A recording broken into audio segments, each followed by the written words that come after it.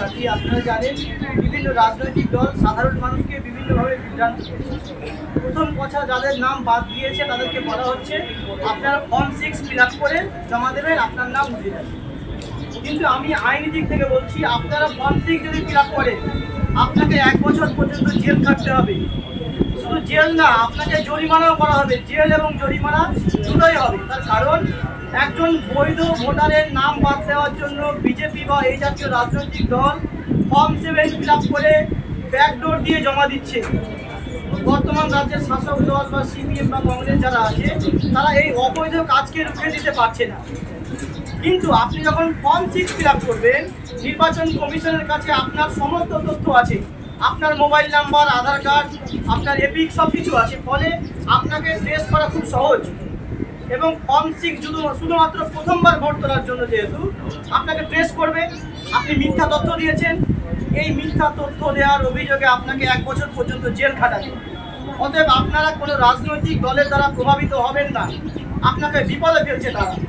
এবং এই এসআইআর প্রক্রিয়া সম্পূর্ণ অসাংবিধানিক এবং বেআইনি, তারপরেও এই কথাটা কোনো রাজনৈতিক দল তুলছে না।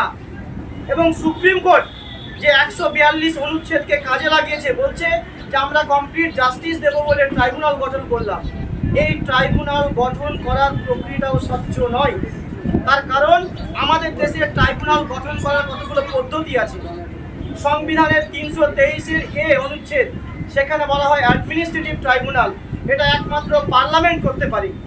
বাকি যে সমস্ত ট্রাইব্যুনালগুলো আছে, যেমন ধরুন ল্যান্ড ট্রাইব্যুনাল হতে পারে, ওয়াকআপ ট্রাইব্যুনাল হতে পারে, ট্যাক্সের জন্য কমার্শিয়াল ট্রাইব্যুনাল হতে পারে, এগুলো করে বিধানসভায় আইন এনে করা হয়, বিল থেকে আইন তারপর করা হয়।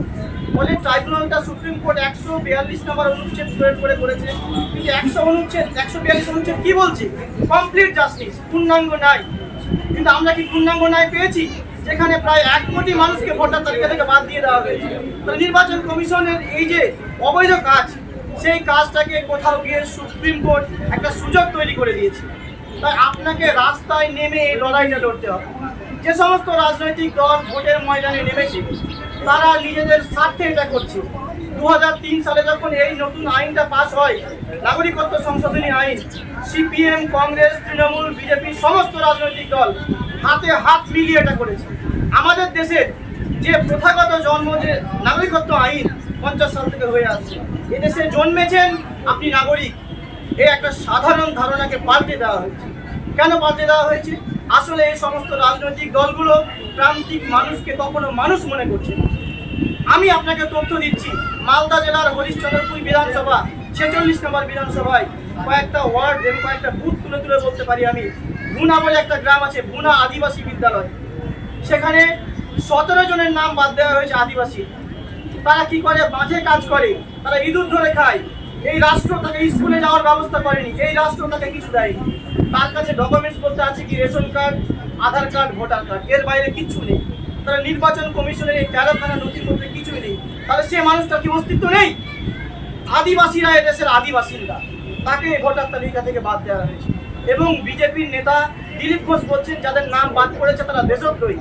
আরে তাহলে যে লোকটা এদেশে জন্মেছে, যাদের দেশ, তাকে তুমি বলছে দেশদ্রোহী? তাহলে ভাবুন কোন জায়গায় গিয়ে পৌঁছেছে এরা। আরেকটা বুথের উদাহরণ দিচ্ছি আমি, শহরাবড়া গ্রাম, সেখানে 82 জনের নাম বাদ দিয়েছে। তার মধ্যে 35 জন হিন্দু সম্প্রদায়ের, তারা ম্যাক্সিমাম চামার সম্প্রদায়ের। তারা মুচির কাজ করে খায়, তাদের কারণ নিজস্ব জমি নেই, তারা লোকের ক্ষেত মজুরি করে খায়, রাস্তার ধারে থাকে, পলিথিন থাকে। এই রাষ্ট্র তাকে একটা বাংলার বাড়ি হোক কিংবা কেন্দ্রীয় সরকার ইন্দিরা আবাস হোক সেটা দেয়নি। এই রাষ্ট্র তাকে স্কুলে যাওয়ার ব্যবস্থা করেনি। তার আর্থিক সামর্থ্য নেই বলে তার পুরনো কোনো ব্যাংকের অ্যাকাউন্ট নেই, তার এমন কোনো টাকা নেই যে পাসপোর্ট থাকবে বিদেশে যাবে। বলে এই 13টা নথির কিছুই নেই। তাহলে সে মানুষটা কি মানুষ নয়? এই জায়গায় আপনাকে সমস্ত রাজনৈতিক দল দাঁড়াতে হবে। তাই এই আন্দোলন রাস্তায় বুঝে নিতে হবে। এই বার্তাটা আমরা আপনাকে 14 তারিখ আসুন, চোখে চোখ রেখে কথা বলুন। যেই মানুষটা আপনাকে লাইনে দাঁড় করিয়েছে তাকে সামনে নিয়ে আসুন, তাকে প্রশ্ন করুন যে কেন আমাকে ভোটার তালিকা থেকে বাদ দিয়েছে। এই চূড়ান্ত পর্যায়ের সংগ্রামে না গেলে সাধারণ মানুষ বাঁচতে পারবে না। এবং ট্রাইব্যুনাল বলছে ট্রাইব্যুনালের 10 থেকে 20% লোক ন্যায় বিচার পাবে, বাকি 80% মানুষের নাম বাদ যাবে। তার কারণ যে সমস্ত নথি চাওয়া হয়েছে এগুলো কারোরই কাছে। তাই এখনই সাবধান হতে হবে।